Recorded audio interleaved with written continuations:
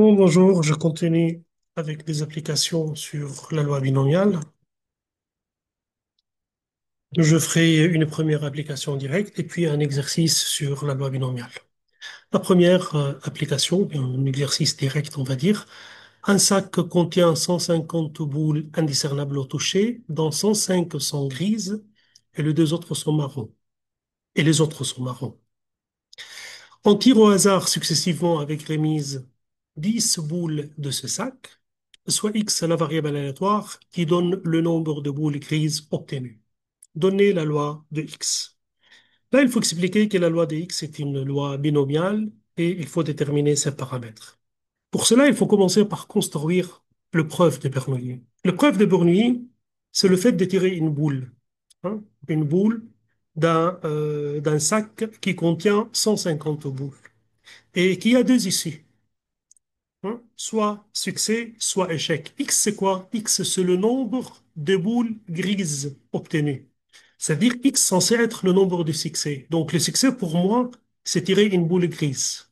Donc, je vais dire, la preuve de Bernoulli, c'est tirer une boule parmi 150, où il y a des issues. Soit je vais tirer une boule grise avec une probabilité 105 sur 150, soit une boule marron, hein, une boule qui n'est pas grise. Donc, soit succès, soit échec. Ça, c'est une preuve de Bernoulli. Le fait que, le fait que le tirage se fait successivement avec remise, ça veut dire qu'à chaque épreuve, j'ai les mêmes conditions de départ, hein. J'ai les mêmes conditions initiales. C'est-à-dire le nombre des cas possibles, c'est le même. La probabilité des succès est le même. C'est pour cela c'est vu comme une répétition de l'épreuve 10 fois, d'une façon indépendante et identique. Donc, c'est comme ça qu'il faut rédiger. Donc, je vais dire, j'explique c'est quoi l'épreuve de Bernoulli, parce que c'est important de savoir rédiger, pas seulement savoir résoudre. L'épreuve de Bernoulli, c'est tirer une balle parmi 150 où on a deux issues.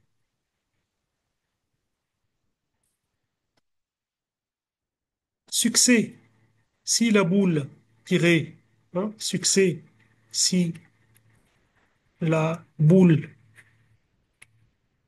tirée est grise, échec sinon, hein, échec sinon, échec sinon, c'est-à-dire si la boule tirée n'est pas grise. La probabilité de succès, c'est 105 divisé par 150. Je vais juste voir avec la calculatrice, ça donne combien? 105 divisé par 150, c'est 0,7. Donc, c'est 0,7. Bon. Maintenant, j'explique qu'on a un tirage sans remise, hein. Donc, on a tirage avec remise, je vais dire, avec remise. Donc, les épreuves se répètent d'une façon indépendante et identique.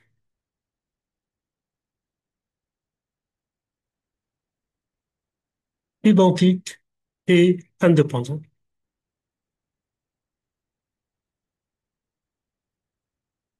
Sont identiques et indépendantes.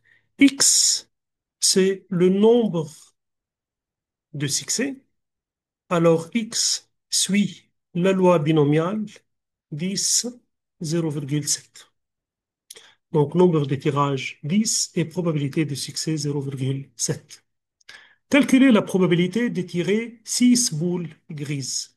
Donc calculez la probabilité B que X, 6 boules, qu'est-ce qu'il a dit? Calculer la probabilité de tirer 6 boules grises. La probabilité que X égale 6, et j'ai 6 succès. Donc, vous écrivez la formule, vous dites 10, combinaison de 6 parmi 10, P à la puissance 6, Q à la puissance 10 moins 6, donc 4, avec P c'est 0,7, Q égale 1 moins P égale 0,3. Et vous allez sur la calculatrice. Sur la calculatrice, je vais à distribution, donc seconde distribution, et je vais à la loi binomiale. La loi binomiale, je fais Enter. Donc, n égale 10. La probabilité, c'est 105 sur 150. La valeur des x, c'est 6. Et je fais Enter et j'obtiens 0,2. J'obtiens 0,2. Donc, la probabilité que x égale 6 égale 0,2. La partie C, bien troisièmement, calculer la probabilité de tirer 3 boules marron. Donc, C, la probabilité de 3 boules marron, c'est la probabilité d'avoir 3 échecs. Lorsque j'obtiens 3 échecs, c'est que j'ai obtenu quoi? 7 succès. C'est la probabilité que x égale 7. La probabilité que x égale 7, vous faites la même chose. Donc, c'est 10, 7, p à la puissance 7, q à la puissance 3. Et je vais à la calculatrice, là. Euh, je vais calculatrice. J'ai donc seconde distribution, seconde. J'ai pas écrit distribution, j'écris liste, seconde distribution, et je descends jusqu'à la loi binomiale. La loi binomiale, c'est la même chose, sauf que x égale 7 cette fois-ci, et j'obtiens 0,266. Donc 0,266. D,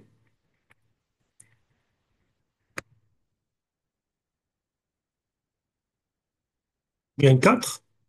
Calculer la probabilité de tirer au moins 4 boules grises. Donc, la probabilité de tirer au moins 4, donc 4, 5, 6 jusqu'à 10. C'est la probabilité que x plus grand égale à 4. Au moins 4, 4 ou plus. Hein? Donc, et la calculatrice ne me donne pas la probabilité que x plus grand. La calculatrice me donne la probabilité que x plus petit ou égal. Donc, je passe à l'événement complémentaire qui est 1 moins la probabilité que x est strictement plus petit que 4. Hein?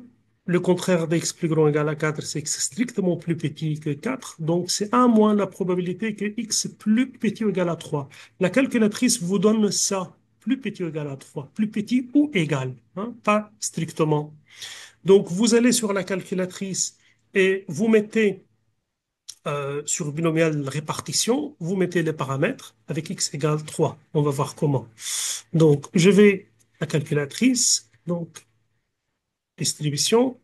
Je vais pas à binomial d'épée, mais je vais à binomial répartition. Hein. Et là, je fais entrer les paramètres, le nombre de C, c'est 10. La probabilité, c'est 0,7, c'est la probabilité de succès. Et là, j'ai X plus petit ou égal à 3. Hein.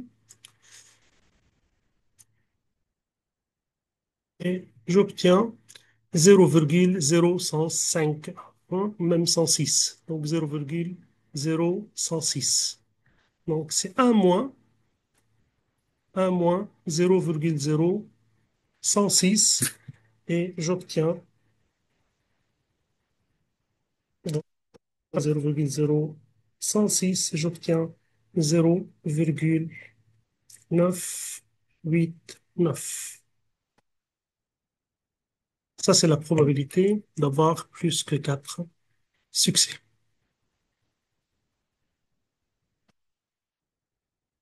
Quelle est la probabilité de tirer plus que 8 boules grises? Plus que 8. Donc, la probabilité de tirer plus que 8. Non pas 8 et plus, c'est plus que 8, c'est-à-dire 9 et 10. Hein? Si vous utilisez la calculatrice, vous dites c'est 1 moins la probabilité que x est plus petit ou égal à 8. Parce que le contraire de strictement plus grand, c'est inférieur ou égal. Et je vais à la calculatrice, jusqu'à la calculatrice, j'introduis le paramètre de tout à l'heure. Hein? Je vais à distribution à binomial de répartition.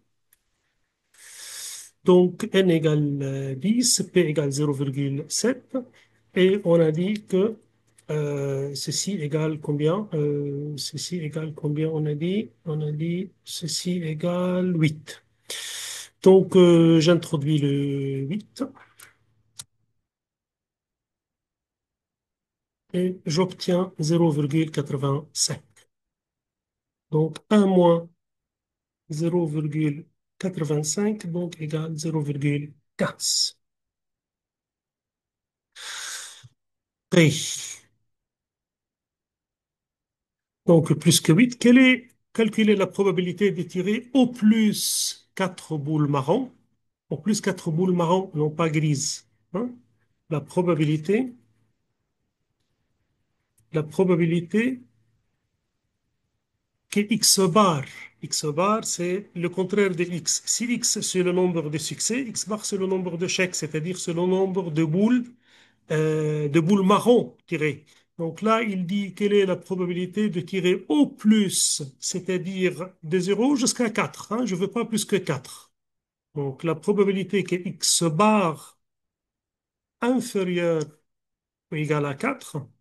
Donc, comment je passe de X bar à X? Vous savez que X plus X bar égale 10, c'est-à-dire le nombre des succès plus le nombre de chèques, c'est 10. Parce qu'on a eu 10 tirages. Les 10 tirages sont partagés entre chèques et succès. Ce qui fait que X bar, c'est 10 moins X. Donc, lorsque je cherche la probabilité que X bar plus petit que 4, c'est la probabilité que X bar, c'est 10 moins X inférieur ou égal à 4. Donc, c'est la probabilité que X, ramener X de ce côté, ramener 4 de ce côté. Donc, X plus grand égal 10 moins 4, 6. Donc, c'est 1 moins la probabilité que X plus petit strictement que 6, donc plus petit ou égal à 5.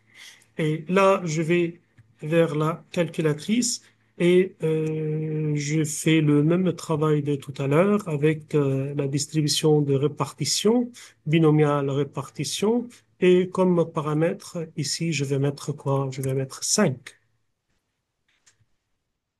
Et j'obtiens 0,15. 0,15, donc ceci égale 1 moins 0,15 égale 0,85. Est-ce qu'il y a d'autres comme questions? Calculer la probabilité que x entre euh, 6 et 3. Donc la probabilité que x entre 6 et 3, j'ai la probabilité que 3 plus petit que x plus petit ou égal à 6. Hein, donc, c'est la probabilité que 4 inférieur ou égal à x inférieur ou égal à 6. Donc, c'est les 4, 5, 6. Et ça, c'est la probabilité que x inférieur ou égal à 6 moins la probabilité que x inférieur ou égal à 3. C'est-à-dire, j'enlève de 1 jusqu'à 3. Hein, et je garde de 1 jusqu'à 6. Lorsque vous gardez de 1 jusqu'à 6 et vous enlevez de 1 jusqu'à 3, donc il reste le 4, 5, 6. Hein. Donc faites attention, hein. Ça c'est plus petit ou égal, parce que ceci, ça doit être juste x entre 4 et 6, donc x égale 4, 5 ou 6. Lorsque vous regardez ça, ça va vous donner 0, 1 jusqu'à 6. Lorsque vous regardez ça, ça va donner 0, 1, 2 et 3. Donc enlevez les 0, 1, 2, 3. Qu'est-ce qu'il reste? Il reste les 4, 5, 6. Hein. Et là, voilà, vous regardez la calculatrice comme tout à l'heure, vous trouvez ça moins ça égale quelque chose. Et la dernière question,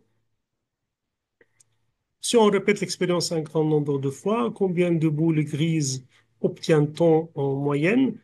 Donc, c'est-à-dire à chaque fois, vous faites 10 tirages. Regardez le nombre de succès. Une deuxième fois, vous faites du tirage, vous regardez le nombre de succès, etc. En moyenne, vous obtenez combien de succès? Ben, en moyenne, c'est l'espérance. Hein, l'espérance des X. L'espérance des X, c'est NP. NP, c'est 10 fois 0,7. Donc, à peu près, on va avoir 7 succès. Bon, je passe à l'exercice 2, qui est un exercice assez intéressant, de type bac. Pour embaucher ces cadres, une entreprise fait appel à un cabinet de recrutement. La procédure retenue est la suivante. Il y a plusieurs étapes. Le cabinet effectue une première sélection de candidats sur dossier. Donc, 40% de dossiers sont retenus, hein, et ils sont transmis à l'entreprise. Maintenant, le candidat dont le dossier a été admis va passer des entretiens. Un premier entretien à l'issue duquel 70% sont retenus, hein, et après ce qui passe, il va passer un autre entretien avec les directeurs. Et là, il y a 75%, hein, de personnes seront recrutées, hein. Donc, il faut que le dossier soit admis. Il passe un premier entretien et passe un deuxième entretien avec les directeurs. On choisit au hasard le dossier d'un candidat, on considère l'événement D, les candidats est retenu sur dossier. E1, les candidats est retenu à l'issue du premier entretien. E2, les candidats est recruté. Reproduire et complète l'arbre pondéré. Donc, dossier, on a dit, c'est 0,4. Donc, non retenu sur dossier, c'est 0,6. Premier entretien, donc, ceux qui passent le premier entretien, 70% passent, donc 30% ne passent pas. Et le deuxième entretien, c'est 0,25 qui vont la passer et 0,75 qui vont pas la passer, qui vont pas le passer, l'entretien. D'accord. Calculer la probabilité de l'événement E1. L'événement E1. Donc, calculer la probabilité de E1. Donc, la probabilité de E1 qu'il passe le premier entretien, il ne peut pas passer le premier entretien sans avoir passé, sans avoir été sélectionné sur dossier. Donc, la probabilité de E1, c'est la probabilité de E1 sachant D fois la probabilité de D. Il faut que, il faut que le candidat soit sélectionné, que son dossier soit sélectionné. Donc, ça va être 0,4 fois 0,7 et ceci va me donner 28, donc 0,28. C, on note F, l'événement, le candidat n'est pas recruté, hein, F n'est pas recruté, démontrer que la probabilité de F égale 0,93. N'est pas recruté, donc n'est pas pris. Je vais montrer que la probabilité de F égale 0, donc 93% ne sont pas pris. Là, il y a deux façons de le faire. La façon simple, c'est de chercher la probabilité qu'il soit recruté. Et ainsi, ne pas recruter, c'est l'événement contraire, hein. Donc, je cherche E ou bien R, c'est l'événement, le candidat est recruté.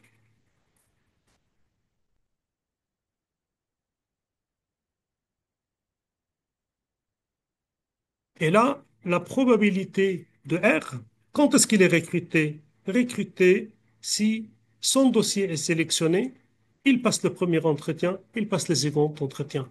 C'est-à-dire, c'est la probabilité des deux E1 et 2.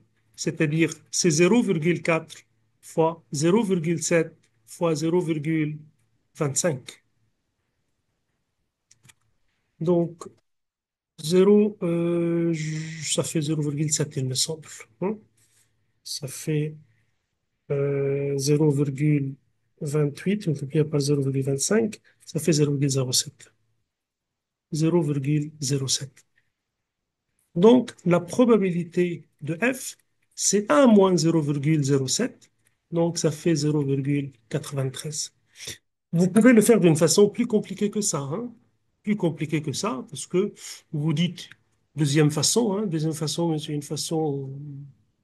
Bon, je vais le faire pour le faire, hein, mais l'idéal, c'est d'utiliser cette première méthode, hein, de passer au complémentaire. Deuxième méthode, c'est le faire directement. Quand est-ce qu'il n'est pas recruté? Soit son dossier n'est pas retenu de barre. Soit, c'est-à-dire plus, c'est union des événements d'ici juin, soit le dossier est retenu, hein, le dossier est retenu, mais il ne passe pas, il ne passe pas le premier concours ou bien le premier entretien.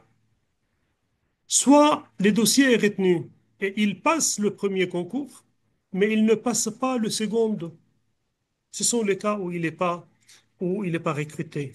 C'est-à-dire, des barres, c'est un 0,6, D inter E en barre, c'est 0,3 multiplié par 0,4, DE1 et 2 barres, c'est 0,4 fois 0,7, c'est la multiplication des arêtes, par 0,75. Bon, je vais vérifier ces calculs. Je dois avoir 0,93. Donc, c'est un 0,6 plus 0,3 multiplié par 0,4 plus 0,4 multiplié par 0,7 multiplié par 0,75 et j'obtiens exactement 0,93 et ça, c'est la deuxième étape. Hein. Deuxièmement, 5 amis postulent à un emploi de cadre dans cette entreprise. Les études de leur dossier sont faites indépendamment les unes des autres.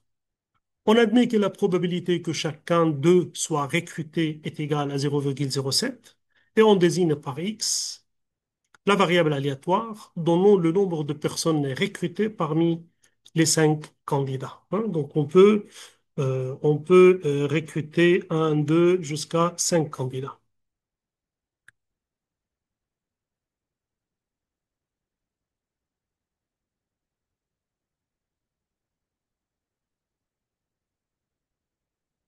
Justifier que X est une loi binomiale. Donc, deuxièmement, A, je commence par épreuve de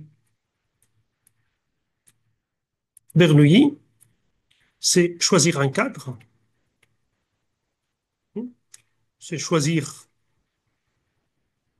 un cadre. On a des issues. Donc, on a des issues. Euh, Candidat recruté, donc choisir un cadre parmi 5 candidats. Donc, candidat recruté,